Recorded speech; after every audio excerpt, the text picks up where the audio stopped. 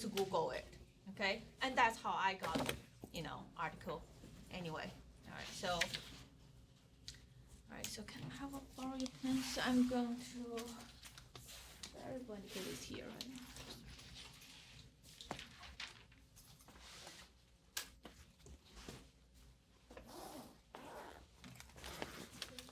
Okay, everybody is here. Good, but I want to familiar with your name again, so I'm going to call your name, okay? Edward? Here. Edward, okay. No? Okay. Rochelle? Brittany? Catherine? Catherine Flex. Okay. Courtney Garnels. Amanda. Okay. Hannah. Coel. Okay. Michaela. Alexandria. Catherine Ryan. Regina. Dustin. Kelly. Brian. Christian. Courtney Ilbert. Jamie.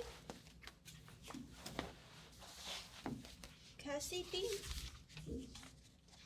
All right, so it will take me a few more times to remember.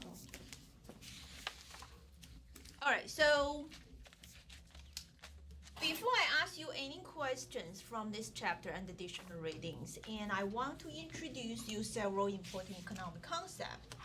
Okay, so that will be the kind of the structure of this course.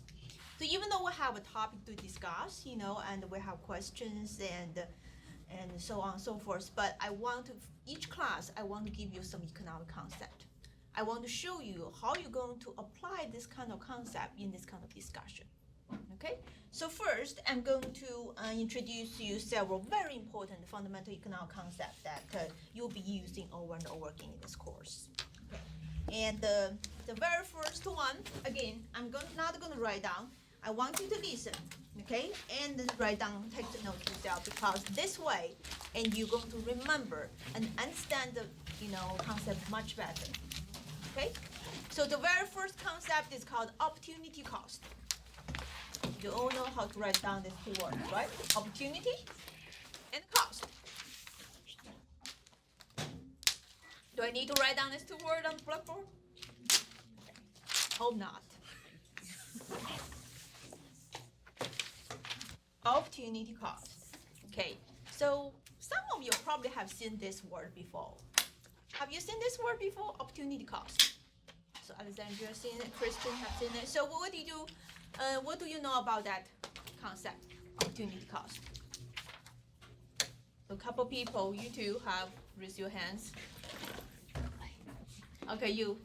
Okay. It's like the trade-off. So like we talked about it in macroeconomics, and it's like you take the time now to go to this class, but you could have a nap.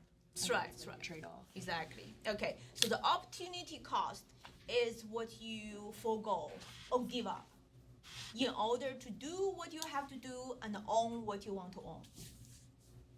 Okay, so opportunity cost is what you have to forego or give up in order to do what you want to do or own what you want to own.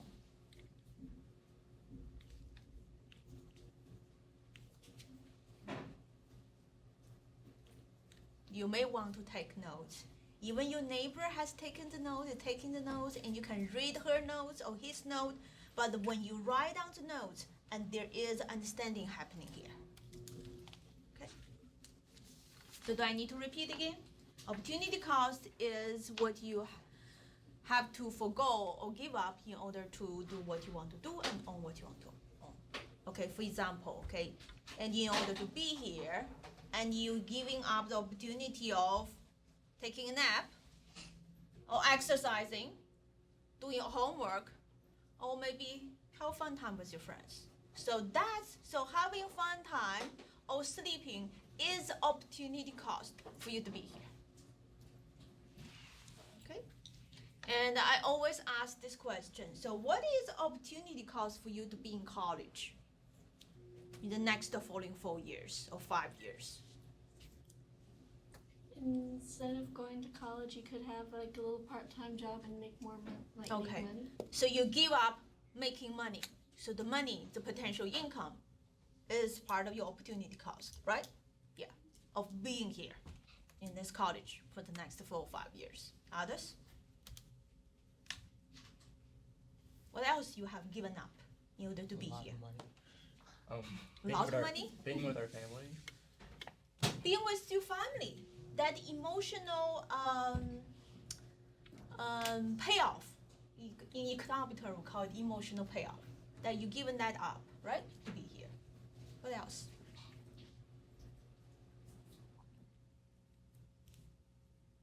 Freedom, like you don't have to do anything if you don't want to, except you're here. So it's I would say the leisure time, okay? You could be traveling. Yeah, traveling, exploring the world, all condition on you have enough money to do that, right? Okay, yeah. Okay, good. Now I'm going to make you understand this concept better, I'm going to reverse this question, okay? And I always ask this in the class, in the first class. So, because this always happen to some student, in the middle of the college time, they decide to quit. You know, either they think it's too hard or maybe think it's just not worth the time. So if this decision ever comes to you, and I want you to think about what is the opportunity cost for you to quit your college in the middle. I want to give you a few seconds to think about it. What is your opportunity cost of quitting the college in the middle? You ready? Okay, I'm gonna raise hand first. You give okay. up the degree. The degree. So you give up the opportunity that you're gonna earn this bachelor degree, right? But what does this bachelor degree will potentially offer you or provide you with? Better jobs. A better jobs, a better pay. Paying job. What else? You're giving up the investment that you put into going to college in the first place. So you're talking about, let's say you already stayed in college for 2 years, you're talking about that 2 years? Or you're talking about The money that you put in to go to college. you already put in, okay. I'm glad you mentioned that. That's something I really want to mention, okay, talk about. So what she said is, let's say you already spent $20,000, okay, in this, toward this college degree, right? Okay, then you decide to quit. So that $20,000 is what you're talking about, right? Okay, so I want you to really think deeply. Is that $20 part of opportunity cost of quitting college? Really think about it. Do not raise your hand right away, okay? And I'm going to give you the definition of the opportunity cost one more time. Okay, this is a very tricky and technical question actually. Opportunity cost is what you have to forgo or give up in order to make that action or decision happen. So the action or decision we're talking about right now is quitting, right? That's action and decision.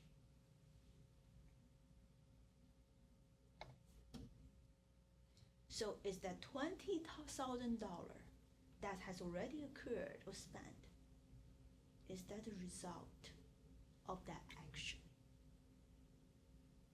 No, right?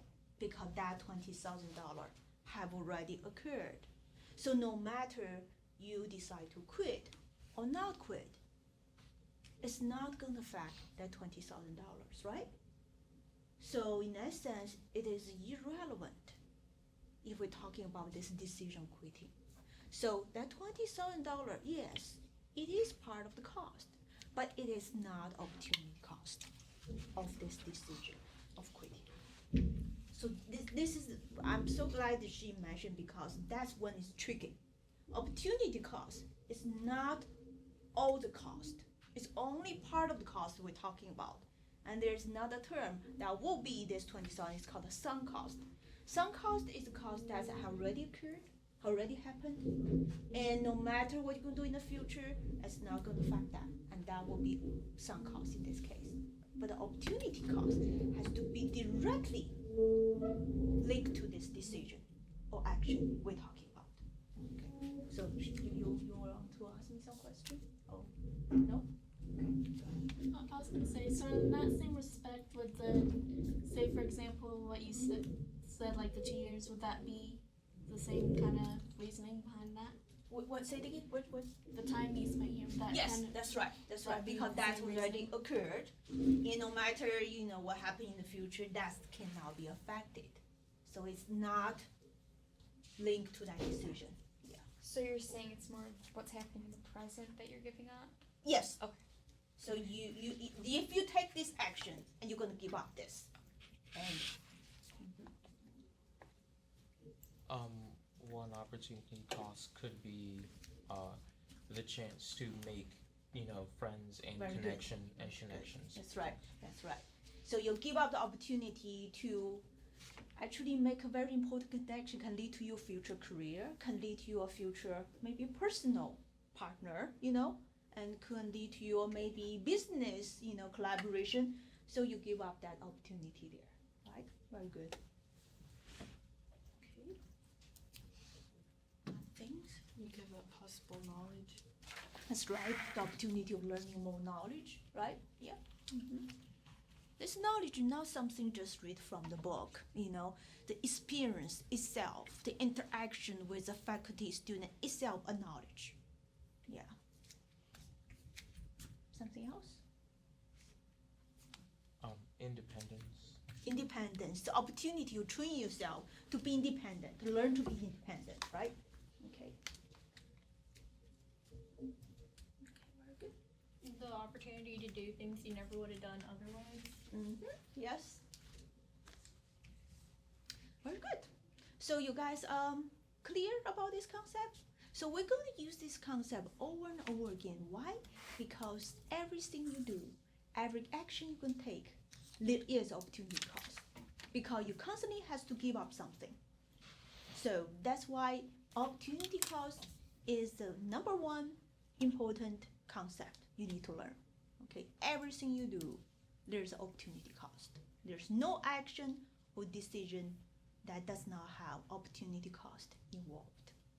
Okay, so that's the very first concept I want to. Okay, the second concept I want to introduce, and also very, very important, is called marginalism. Marginalism. I want you to figure out how to spell that word. Marginalism. Marginal, the word marginal, right? Then add I-S, and listen. Marginalism. Okay. What is marginalism?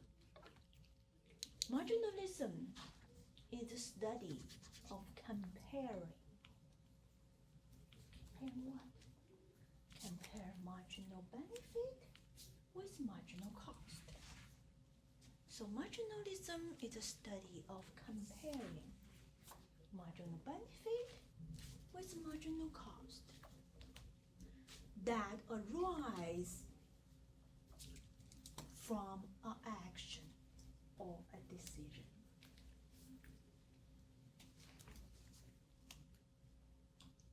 Marginalism is a study of comparing marginal benefit with marginal cost that arise from an action or a decision. So it's like weighing pros and cons. Very good, very good. And that's what we're going to do all through this course.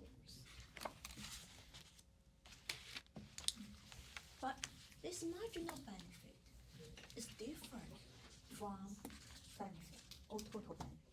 This marginal cost is different from total cost or cost itself. Okay? So that's what's tricky, because we're not going to compare the total benefit with total cost whenever we evaluate a decision or action. We're only going to compare the margin. Okay, what is margin? In economics, every time you see this marginal word in book, I want you to remember immediately you're going to think about is additional. Marginal in economics means additional, not total, it's additional. So marginal benefit is additional benefit that arise from that action. Marginal cost is additional cost arise from the action. Okay? Let me give you an example here. I'm teaching only one section of this honor college class, one section, okay? What if I'm given another section to teach? Different student, but same course. What would be, listen carefully, what would be the marginal cost for me to take on another section of the same class? You would have to give up additional time to teach it. Maybe? Okay, it's additional time spent in the classroom, right? Good. What else? Other people? Additional time spent grading. Grades, additional time spent grading, because each one of you going to write a paper at the end, so have to, grade. That's additional work. Additional time or work, such as, sending emails, right? Most students will ask me, I'm sending emails, right? If I have to have additional office hour, that would be additional, right?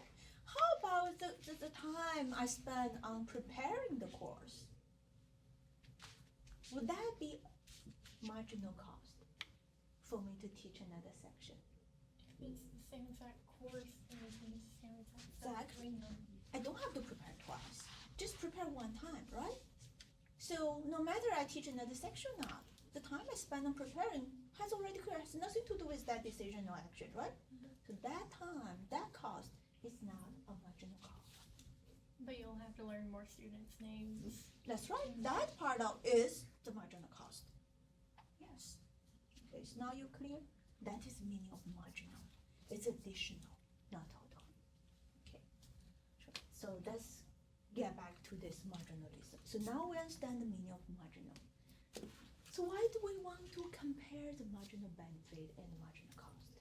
Because, like I mentioned in the first class, every moment you're making a decision, and you want to make your best decision, the wisest decision. You want that decision give you the highest economic term called utility or satisfaction. Okay, so how can you do it? So you have the answer? You want your marginal benefit to outweigh your marginal cost. You want to marginal benefit to outweigh good? Let me give you an example. Okay, that's a very good start. Okay, I'll give you an example. It's gonna be silly, but it's very descriptive example. Okay, you will laugh when I give you this example. Okay, suppose I'm really hungry right now. Actually, I'm slightly bit hungry because I did not eat lunch. Let's say I go to Burger King.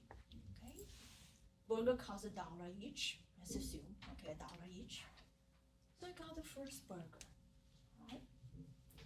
I finished eating the first burger. I feel much happier. Okay, my belly is filled up a little bit.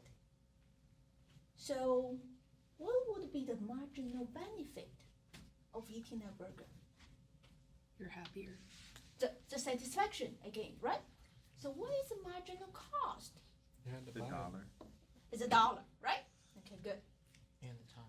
After I eat that burger, still have some room left, so I bought the second burger. Alright, and I eat it. I paid $1. What would be the marginal cost of the second burger? It's still $1, right? They're not gonna charge me more because I buy the second one, but it's still $1. So, what do you think is the marginal benefit for me to eat the second burger comparing to the marginal benefit I gain from eating the first one? Probably less. Probably less, right?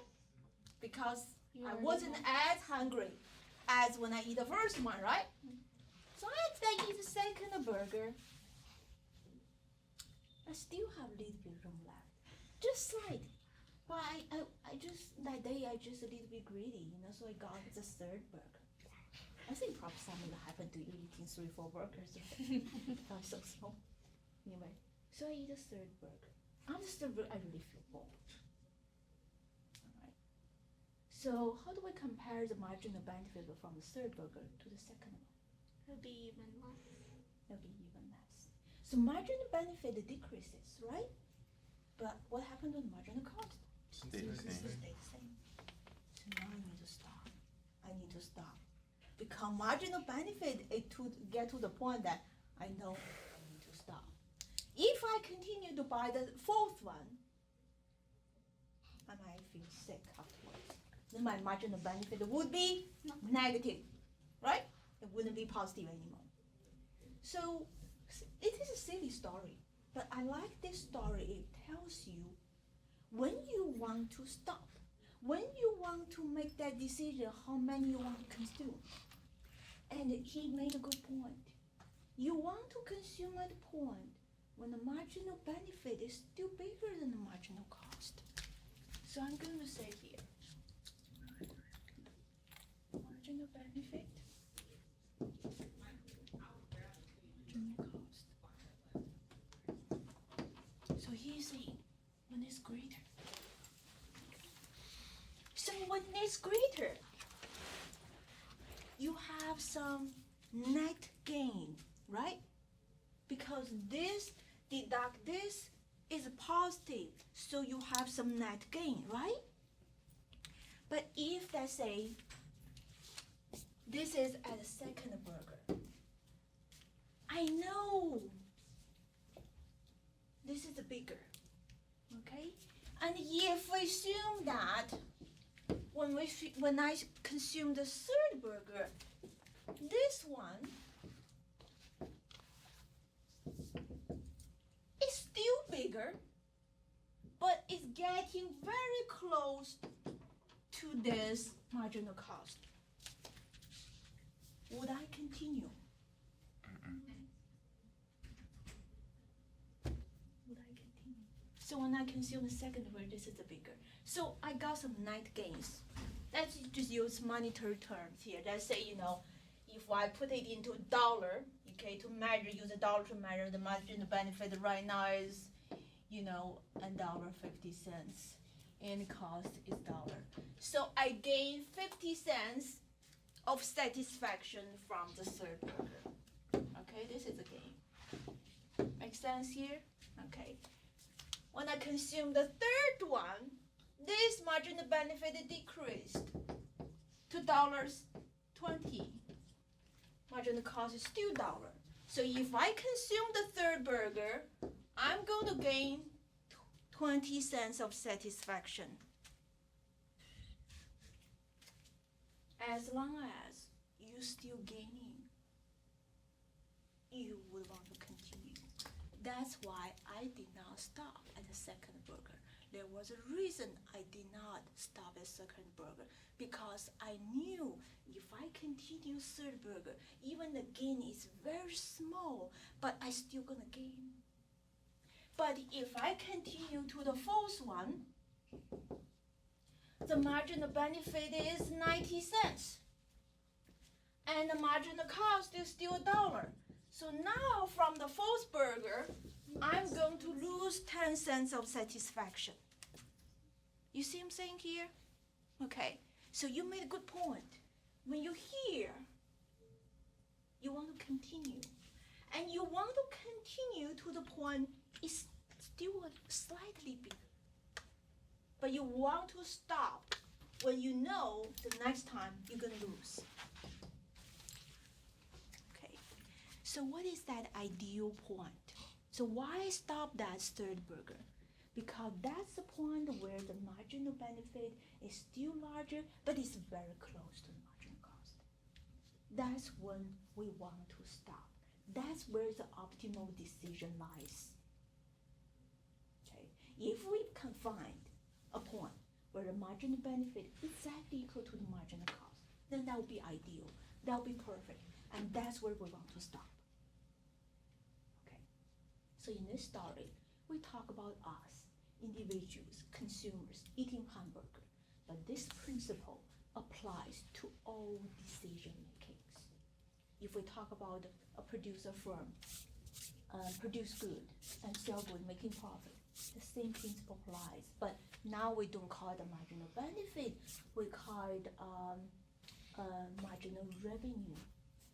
Okay? And the marginal cost is still the marginal cost. It's marginal cost of producing one more unit. So when does firm know where to stop, how much to produce, and the additional unit must give the firm the equal amount of marginal revenue and marginal cost, and that's when it's going to stop. Okay. The same principle applies to policymaker, government.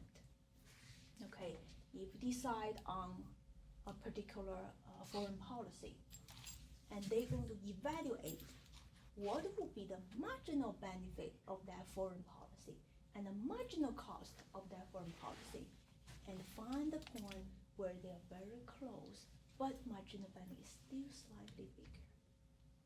You see, that's why this is a fundamental principle in all decision makings. Once you remember this, and you're done, and that's it. And that is the core of microeconomics.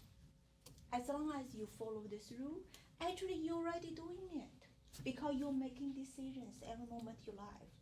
You go, you decide, okay, should I go to the Starbucks to get a cup of coffee and a sandwich there, or should I go to the cafeteria to eat a meal for $7?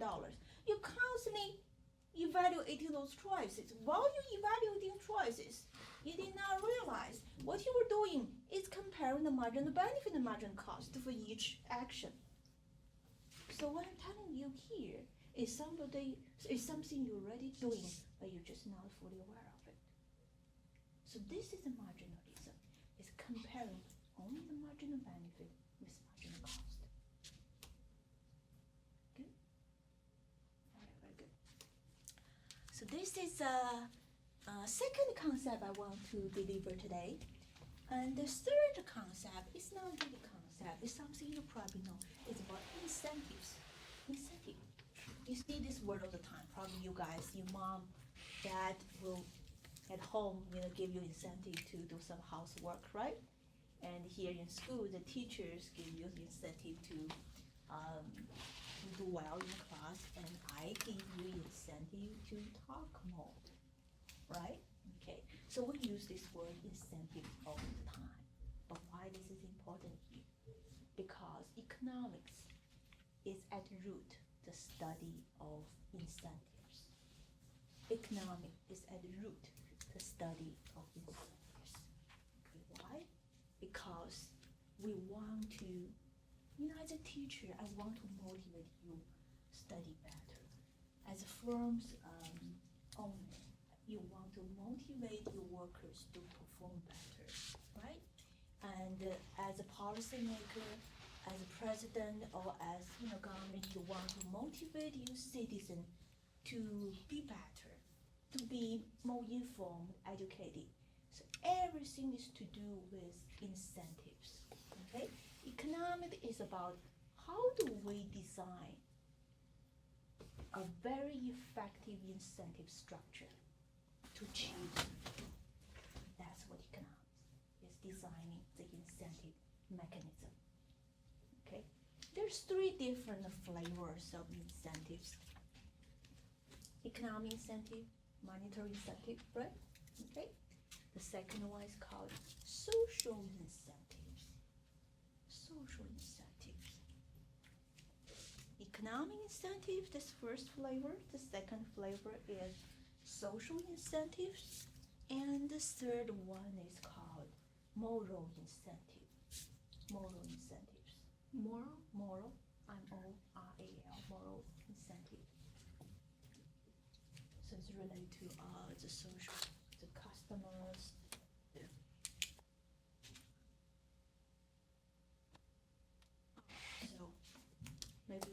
going to tell you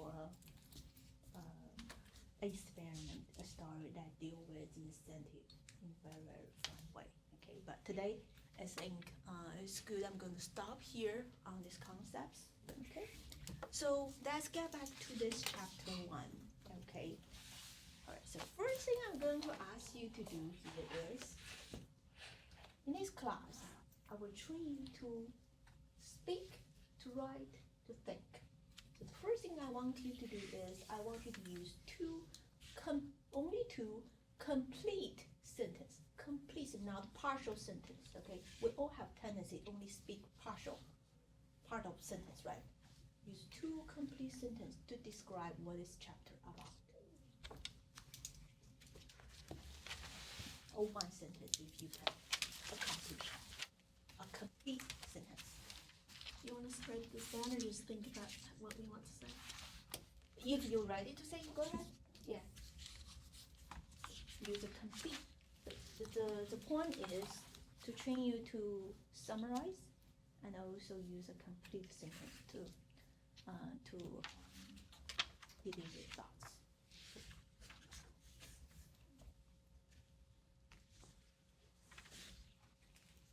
You all read chapter, right? You all read chapter. Are you read chapter? You have not. Okay, so next time I'm gonna ask you about this, okay? Then you don't have to answer this question this time, but every time, I'm gonna assign the readings, this is a requirement, okay? You're gonna require to read it. I'm not gonna give you a grade because, we're still in the process of getting familiar, but a couple weeks, I'm gonna give you a grade each class, so, okay? Sorry. Okay, so some of you have read it. Use 2 or 1 complete sentence to describe what chapter 1 is about. If you're ready, raise your hand. See, you may think it's easy, but it can be hard.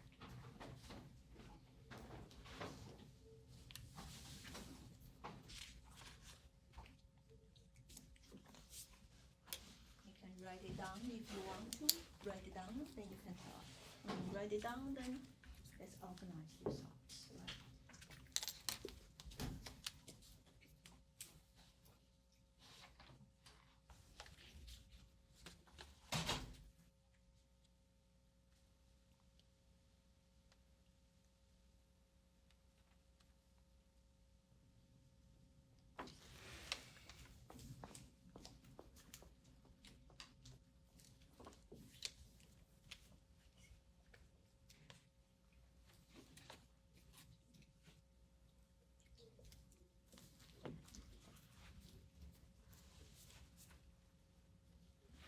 I can tell how hard this question is. It takes a long time, huh? Let's see what it is right there.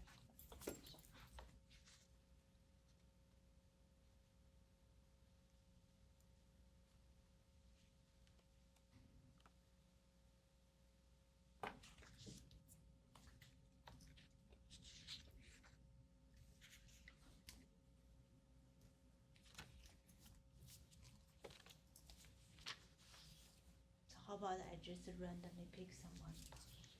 You guys okay with that? Okay, okay with that? Just give it a try. No? Not okay? That means you don't want to talk, and that means I'm gonna pick you. No, I'm kidding. So it's okay? So, how about you? Louder? Should you speak louder? Chapter 1 was about the time the FDA takes to allow new drugs to be passed and used by the public. There are pros and cons to testing new drugs, like saving lives, but it can also be harmful if the drugs aren't passed quickly enough. Good, very good. Okay. How many sentences was there? 2 sentences. Good. All right. Okay. Others? Who else you want to? Okay. I said Chapter 1 deals with the FDA's involvement in the regulation of drugs in America, and there were 2 primary terms that were used, which were type 1 and 2 errors, and these occurred while testing and release in America. Very good. Very good. Okay. Others? Chapter 1 talks about the FDA's 1962 amendments and its pros and cons pertaining to its speed of the approval process for drugs that can save lives. It it mainly focuses on the point of view of the trade-off of type 1 and type 2 errors. Awesome. Okay, others?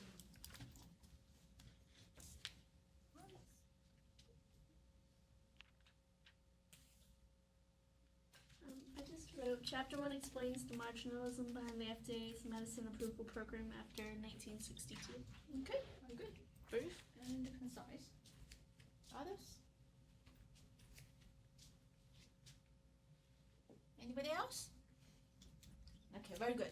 Very good. So now you see, once I ask you to use the sentence start summarize, and you really have to think hard to, bring the essence of the chapter. All right?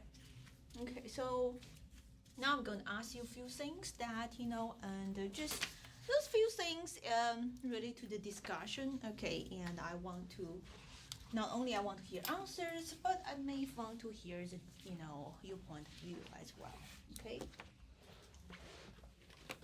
Okay, so the first is a factual question. So what are the different stages of the drug approval process by FDA has gone through so far?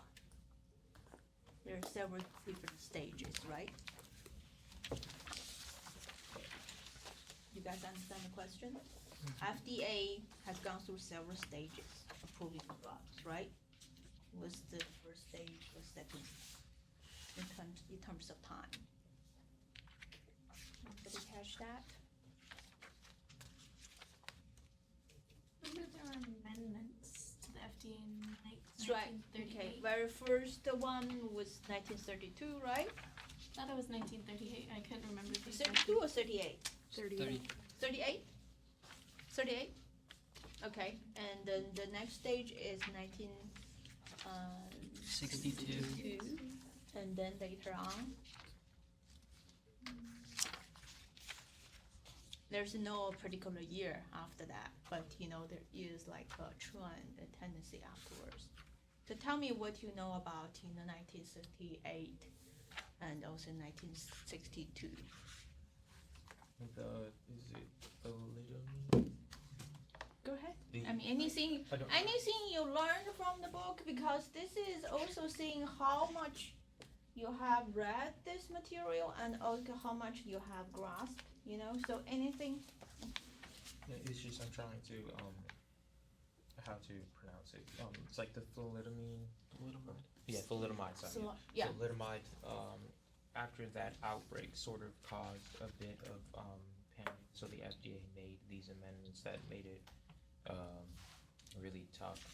Well, not tough, but made a more in-depth process of trying to make sure that the drug was right. And sometimes it wasn't their fault; it took a long time, but because the drug itself and its testing took so long.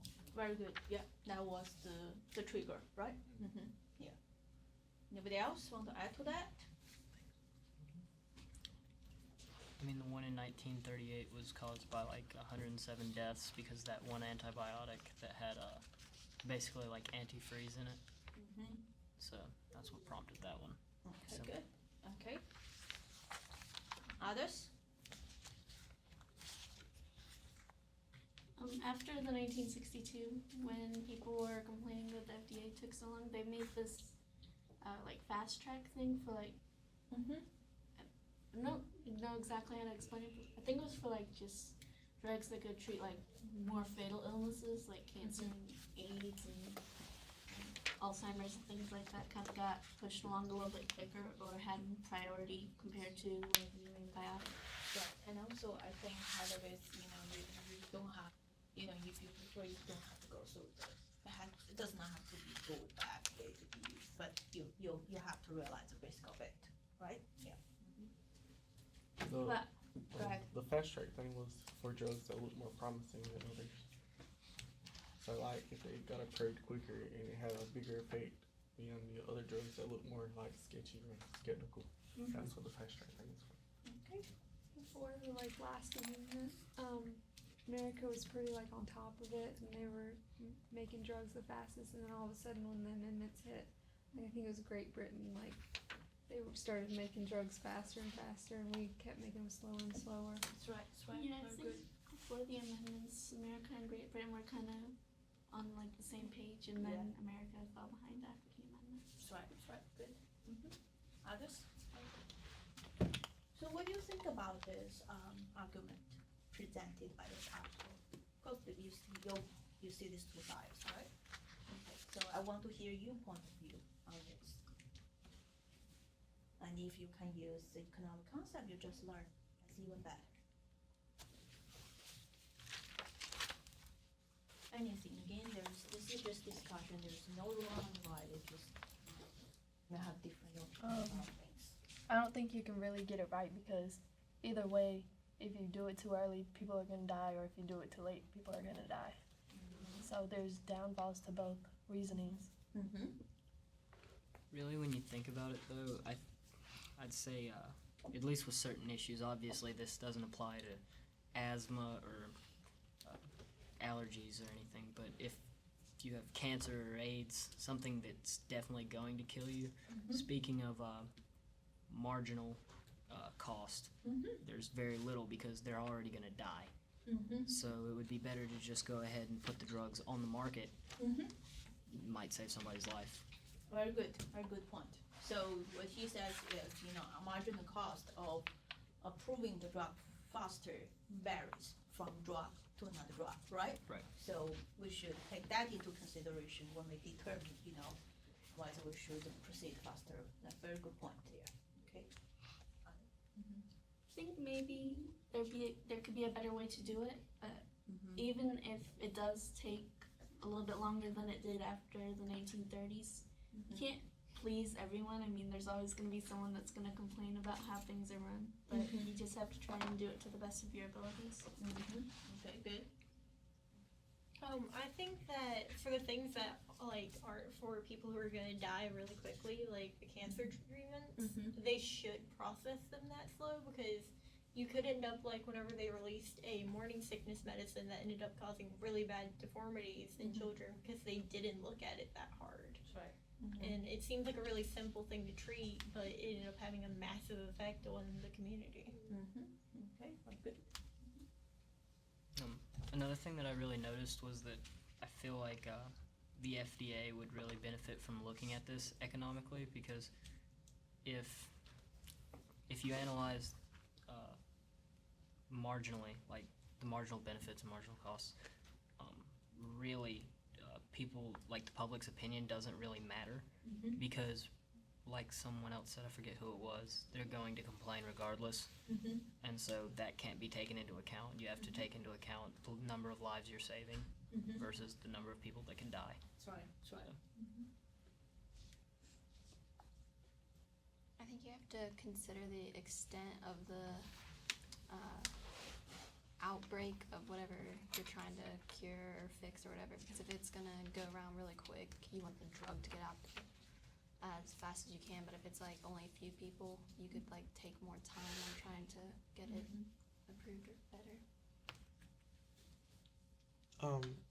I know one thing that I noticed, especially in one of the, or at least in the book, how they were talking about how Great Britain, all of a sudden it becomes a big deal that, we were the leading people in releasing drugs, and all of a sudden we're not releasing that many, and Great Britain is. I mean, that doesn't mean that all of Great Britain's drugs work as well.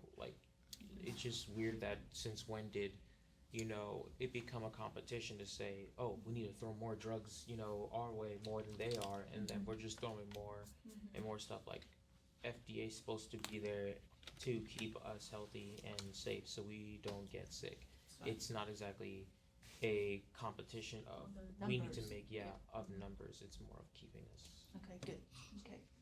So, they made a specific mention of a drug lag that was being produced because we're so slow in approving these drugs. I actually did a little bit of supplemental research, and we're actually starting to use drugs that are not for their intended purpose, which thus no one's actually doing research for because it's so expensive to make these new drugs that are being held back by this drug lag in the FDA. So I thought that was kind of interesting how we're just I don't remember the exact drug, but there's a actual drug for cancer treatment. Mhm. Oh no, for heart disease that they're starting to use on cancer patients because Mhm. they think that might treat the same thing. Mm-hmm. And those who are just handing out the prescriptions and the pharmacists who are also dealing with the prescriptions don't actually know what those prescriptions are being written for anymore. So then that creates a bit of a danger to the consumer because medical professionals are handing out these drugs for things that are not their original intended purpose, and we don't know what the side effects will be at that point. Is that drug approved by FDA? They're approved, but not for the intended Yeah. purpose Oh, I that they're see. being Okay. used for. That's interesting. Back to what you were saying about the whole competition thing, but I think what people say when they mean like Great Britain is producing all these drugs, but then I think when they see it working for other people and then America's taking so long to approve it, it kind of frustrates them because they're sick, but they see other people in Great Britain or Europe That's right. surviving from it while they're suffering. That's right. Yeah. Good point. Just wondering about like, I wonder if there's like a different protocol for situations where the marginal cost goes up if you do nothing. So like epidemics and stuff like that. I wonder if the FDA has like a different protocol for pushing out drugs, or whether they still have to go through that 10-year process, because by then everybody would kind of be dead. So It would be ideal if they have that, right? Right. Okay. So now I want to kind of switch the aspect a little bit. Why do you think we have this problem? Why do you think we have this lengthy approval process problem by FDA? What is the root of this problem? Okay, who raised the hand first? I mean, maybe he has no hand. Did you raise your hand? Are you raising your hand? Or no? I forgot what I was gonna say, but Okay. All right. So, go ahead. Bureaucratic red tape, isn't that what they call it? Red tape bureaucracy, where you have to get everything approved, and that's it's not getting the drug approved, it's going through the entire process and give everybody's approval, everybody's signatures, and that's what really holds it up. But why the process is that way? They kind of want to save themselves. Like if somebody dies from taking a drug, they don't want their job to be on the line because they proved it. That's right. So there is consequence if they prove the wrong drug, but there's not much consequence if they did not prove a right drug, right? So that is the root of the very problem. So the problem is this agency, the structure, okay, and the procedure that this agency has been set up. So that's the very root of the problem, So here we're talking about incentives, the FDA is not given the enough incentives to speed up the process. Everything, we talk about incentive for people, and for the agencies, the same thing. You gotta give them the incentives. You gotta give them the incentive to speed up, and they don't have enough incentives. Okay. Other thoughts? I guess fear in a way for many different reasons. Like you guys were saying, like it gives sort of an incentive of like she had said, fear of being sued if something were to go wrong because Right. they just threw it your way, and also just consumers themselves like fearing for their lives, like oh my god, this may be the drug that could help, and my family or somebody in my family is like really really sick, and they're just fearing like that they may not hold on much longer, so then they try to pressure a lot. It's just fear on many different parties in the whole entire situation causes people to do things. I feel like one reason that like there's not as big of a incentive, or maybe I'm proposing an incentive to fix it, but maybe if people knew more about what drugs are currently being tested by the FDA, then maybe there would be more Make that into public information. yeah, exactly. Maybe that would be more of a incentive for the FDA to hurry it up, because then if they're researching that could possibly cure cancer, That's right. and people are dying every day from cancer, that might cause a bit of a issue. Right. Yeah, if they make that information public, then they will get pressure from the media, from the Right. citizen. Then that provides some kind of incentive for them to speed up. But that has to come from the top, right? Right. Yeah, for them to release the information, and how do they release the information, all this stuff, yeah. And it's everything to do with this, how this agency was set up originally, It's not the agency itself's problem, it's how this agency was set up, and that was the problem. Right. Yeah, and you cannot expect the agency or individual to just act altruistically. You got to give them the correct, appropriate incentive to do so, yeah. I know for a fact, this is just a really short thought, that at least in Sweden and Britain, they don't really have an FDA in the same sense that we do. Because I know that even vitamins that are provided here have to be processed by the FDA, and that could also contribute to them slowing down so much because they have to research those too. While in Sweden and Britain, it's just drugs. Mostly they try to focus on the drugs for people with cancer or AIDS. And that leads to it being a faster process because they don't have to focus on the smaller things. Good, thank you. I just was kind of confused on why would the FDA be so scared to approve a new drug. I mean, I know if they make a mistake, they can just recall other people, like automakers and stuff. If there's an issue, you can recall it and fix it. I'm just kind of confused as to why they are so scared. Okay, so there's many people want to answer this question. Who want to answer first? It's just like they're scared of being sued. Kind of just like, if you did something wrong, you don't want to have to pay money.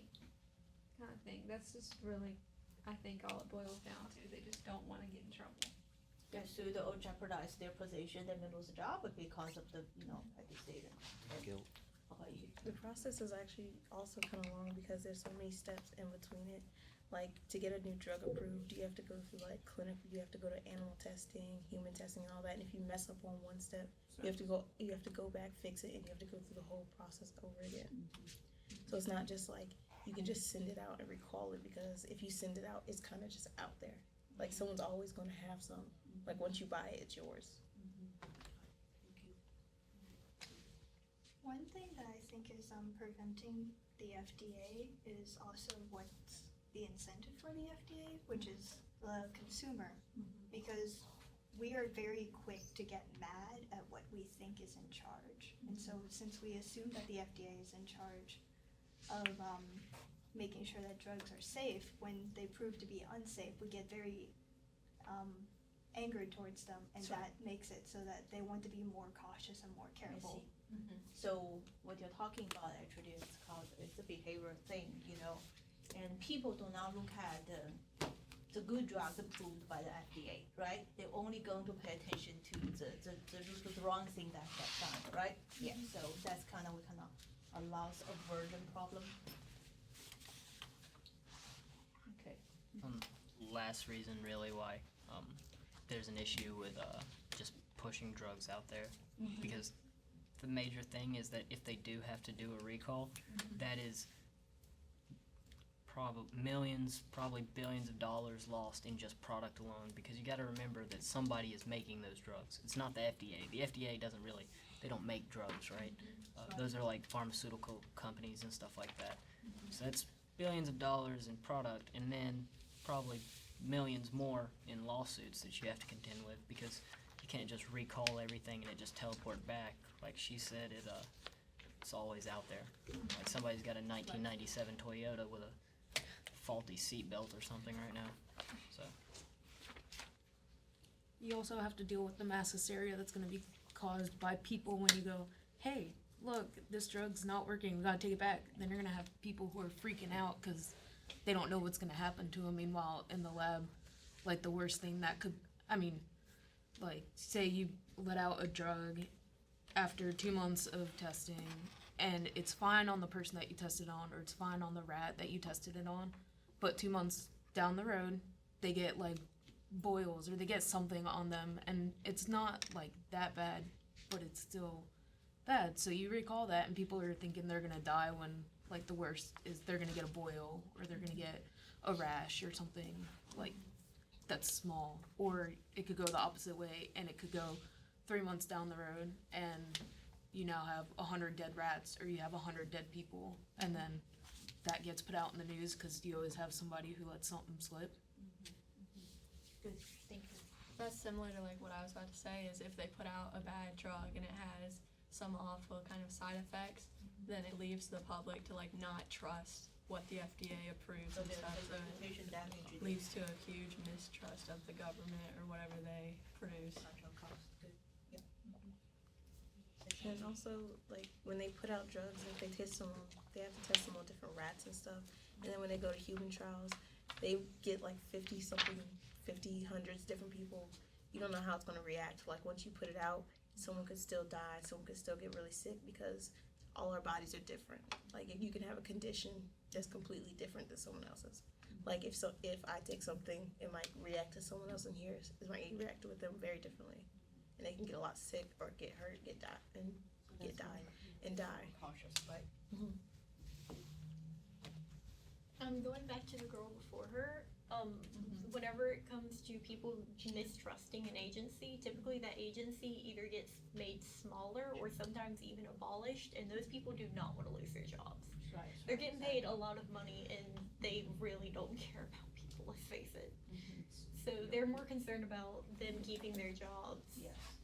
That's But why we you- gotta give them incentive. You really can't get rid of the FDA though. Like, Well, it's not. you can't, like, abolish us in the sense that they make it different. Like, they get rid of it and Kind of like start restructure. from the bottom up again.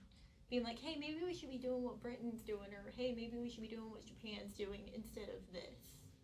Like, starting from a completely clean slate. They could restructure it if they see a serious problem with the agency. Yeah. If you already get fired from it once, they're probably not gonna hire you again. Because I have a colleague who work for FDA. You know, I even some years at the annual meeting we talk about this kind of issue. You know, they sometimes get frustrated, but there's nothing they can do about it. You know, and that's again, if you don't provide them the proper incentive, that's going to be the way it is. Yeah. But I already hear the different views. So I'm going to ask you again. Either view you're on is neither right or wrong. Okay. So who is in favor of a lengthy process, and then who are in favor of we should speed up the process and prove the drug faster. Okay, I'm going to ask you to raise hand. And then we still have 15 minutes. I would ask.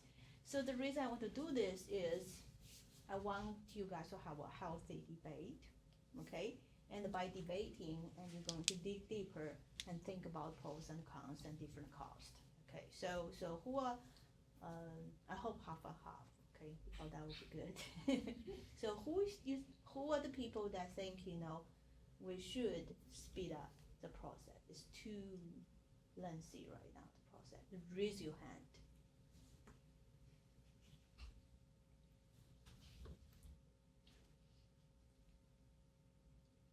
We have 4 people here. One. Okay, so 4. Okay, 4 people, right? Beautiful. Okay, and so who the people think we should keep the way it is? Is there a third option? It's like I guess there will be because you did not raise your hand either way, right? Okay. So yeah, who think it should keep the way it is? So 1, 2, 3, 4, 5, 6, 7. I feel like we have. You sure? You sure? Okay, good. So now the rest of people who did not raise your hand, tell me what's your point of view. So I see a lot of people here, the first row did not raise your hand. So tell me what your point of view. I think. You can tell me that if you do not know how to make this decision, that's fine too. Okay. Well, I'm not really sure about the decision, but I think the FDA could be changed in some ways, but in some ways it does need to kind of stay the same because of what it does. Okay. Okay. I feel like the lengthy processing is like more because it's more testing. it makes it safer, kind of, but also some things do need to be put out like faster. But also, there's always that exception of that medicine could end up even more dangerous because it wasn't tested. So That's right. So you guys are there's a middle undetermined, ground. you know, what to do next, right? Undetermined. Our third option is undetermined, right? So you can say something? I think it should be like Eddie said. If you're gonna die, like AIDS or cancer, they should try to speed it up. But if it's something that's not gonna kill you right away, they can take longer to make So sure. It's, which side you on? I think I'm in the middle now. Decided? How about you? I still think it should stay the same length it is because Okay. it takes like 7 years to put out a drug. But like when people rush things, you miss mistakes. Like rushing through homework or rushing through the book, you're gonna skip over something. You're not gonna be as like nitpicking at everything, and you're not gonna notice things. And you can put out this drug, and be like, it's fine, it's good enough. Okay. But good enough could kill someone. Good enough could make their condition worse. Okay. All right. Thank you. You gonna say? I would And you're rather going to debate, no right? no. Because you're on the other side, I know, right? I would rather die from the sickness than die from the drug that's supposed to help the sickness. You know? So which side you on? I thought It should stay the same. Like it should stay the same. Okay, you stay the same. Okay, who else on the side that should speed up the process? You for right? Okay, so now you're going to defend.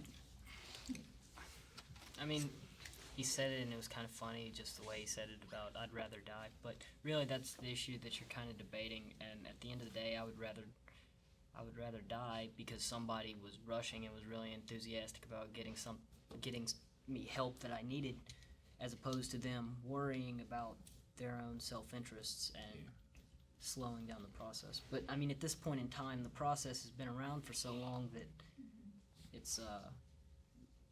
it's not really the people currently that's at fault for it. So, I mean, I don't know. I feel like I haven't read up enough on this to where I can make Very good point. Extent. Very good. When you say that, I'm not so sure. Now I do not know for sure. That is good answer. That's good answer. And that's what I want you to accomplish at the end of semester. Actually, a lot of issues we really do not know, really for sure. But people have tendency to have their opinion, have a straight, absolute opinion right away to confront somebody. But if you think deeply, it's really we're not sure. You see, there's a box pros and cons for everything. So you can. No, I was wondering. So, like, are you saying that like speed up the process for like really like terminal illnesses like cancer and like AIDS and like that, and then keep things sort of the same for like small things like, oh, I got the sniffles, or oh, I've got like a small headache. Like, is that sort of kind of what you're going Yes. Have you ever seen a medicine commercial, and it's for like a cold, and then by the end of the commercial they give that dude comes on with a monotone voice and he's like, side effects may include, and then they give you, basically it's going to give you a heart attack and cancer. Yeah. Medicine may cause death. That's one of those things that I just feel like maybe we should keep the process the same so that we don't have to listen to such a long list at the end. But as far as cancer, if I have cancer, I'm not really worried about shortness of breath. Probably already have that. So. Sad but true. Yeah, I mean that's kind of Funny is a good point. that's sort of where I was going. Like, if you have like if you're going to your doctor and you're like, I got the sniffles, and it's like, oh, we're coming up with a drug for that. Well, put it out. No, here's some tissues. No, just blow. Exactly.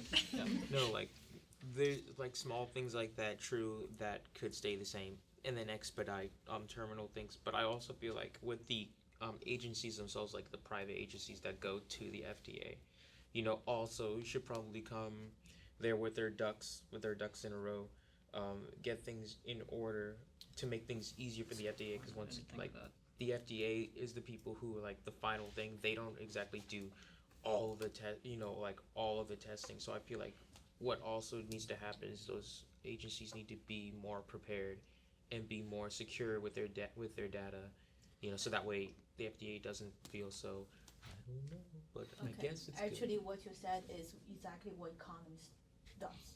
So what is research about? That's what the research does, collecting data as much as possible and use data to provide, evidence for both sides.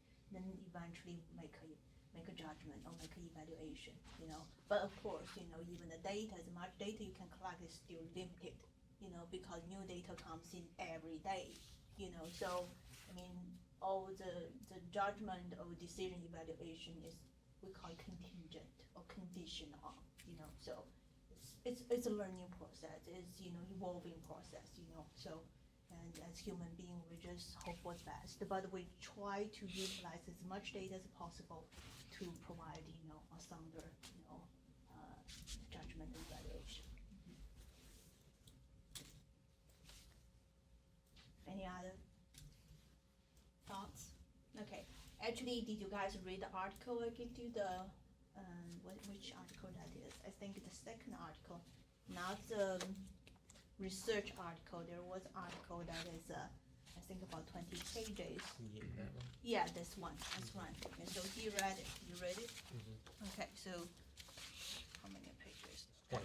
20 pages. 20 pages. 20 pages. But takes you hour to read it. But then Give me a break. annotate and like actually read. I can tell you read it because you highlight. Well, you probably read it until the Yeah, I part. just skimmed through and Okay, then I skim started through, okay. annotating. And I didn't. So how many of you read this? This is an important article. Okay, good. So you read it. Okay, so then if you read it, you should know at the end that they made a suggestion. It's like, Anybody remember that suggestion they made? read. Anybody remember? I'm trying to find that so I can read to you.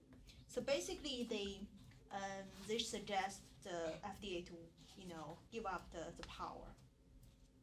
Okay. All right. So I'm going to read this to you since you don't remember or you skip that. There is, however, a simple way to preserve FDA's criteria while eliminating the deadly cost of the current regime. Change FDA's veto power over new drugs to a system of certification. Let's hear about this system. That the agency continue to review safety and efficacy, but allow unapproved drugs, clearly labeled as such, to be available by prescription. Under this approach, those patients and physicians who wish to be guided by FDA's judgment would face no obstacle whatsoever. They could simply restrict themselves, as they do now, to approved drugs.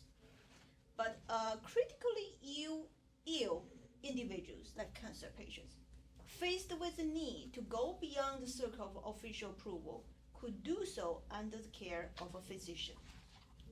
This approach would bring pharmacology in line with the rest of the medical care, where government approval is the exception, not the rule.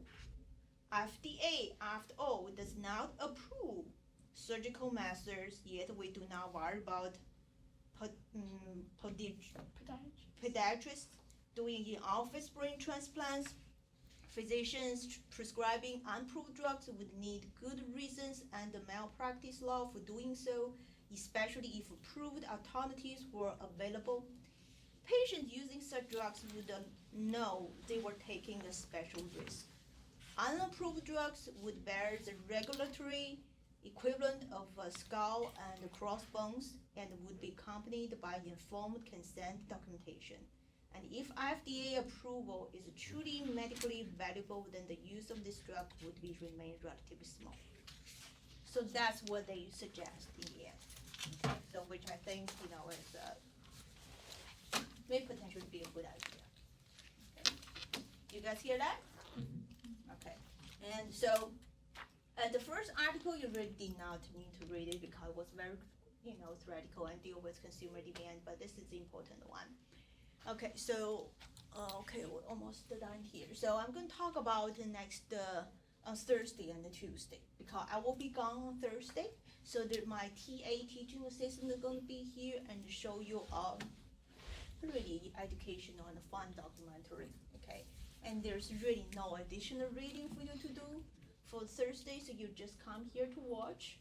Okay, and then on Tuesday, because that's 2.5 hours with you, so we may finish on Tuesday. So there will be no additional reading for this Thursday and Tuesday next week, but I'm going to send the reading for the Thursday next week. Okay, make sense?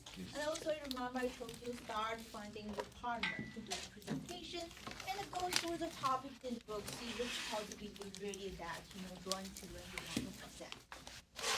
So by the end of next week, I would like to know if you okay. And again, so once we start the presentation, and I'm going to start taking the good your participation, and that will, again, I will take into consideration the frequency of your participation in the class, and also the depth, the insight you provide, a speech.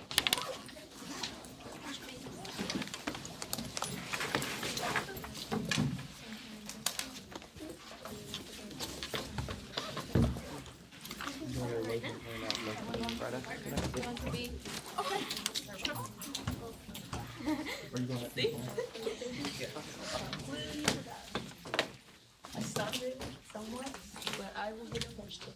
Did you read that chapter for, I did. What chapter did for We had to read, yeah. He didn't tell us. Yeah, he did. He told us we had to read. Which one? It was like, it was like 4 or 5 pages. Then I'm gonna go in there early and read it while he's sitting. It wasn't bad. It wasn't hard reading. It's like 300.